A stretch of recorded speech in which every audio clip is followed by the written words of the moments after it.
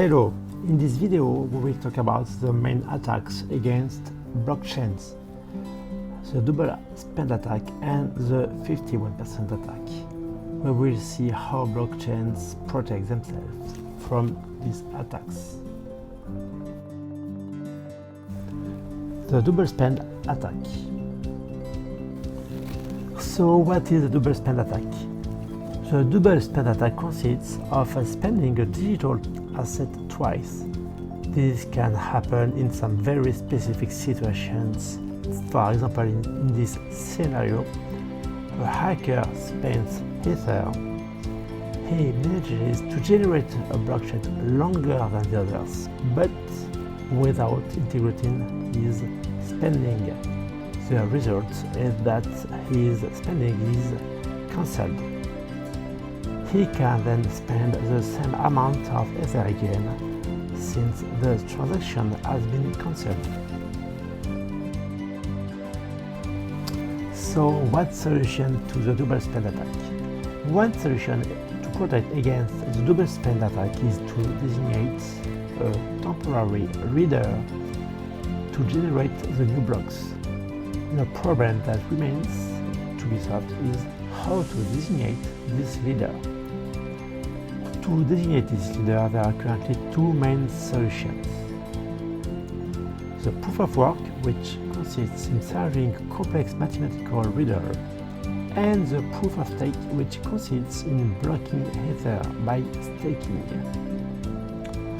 The proof of work requires a lot of computing power which consumes a lot of electricity. This generates a cost for the miner. In case of cheating, he doesn't receive his reward and has to pay his mining costs. It is therefore in his interest to have a good behavior in order to collect his reward, which allows him to pay his spendings and generate a profit. The proof of stake requires a large block of Ether.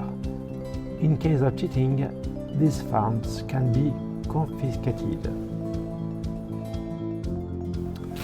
The 51% attack. So what is the 51% attack? The 51% attack consists of rewriting history to manipulate past transactions. To achieve this, a miner must generate the longest blockchain. With the proof of work, this requires having more than half of the total mining resources. This is not the case today. But let's imagine that a miner manages to have control over half of the mining resources. In this case, since his computing power is finite, the scope of his attack will be limited to recent transactions. Going further back in time would require too many resources. What is the solution? A rule of mitigation of this risk, often applied by the exchanges, is the following. When a transaction is carried out, wait for a certain number of blocks or confirmations. This number depends on the blockchain. For example, 4 confirmations is often a minimum for Bitcoin, while 20 confirmations is often a minimum for Ethereum.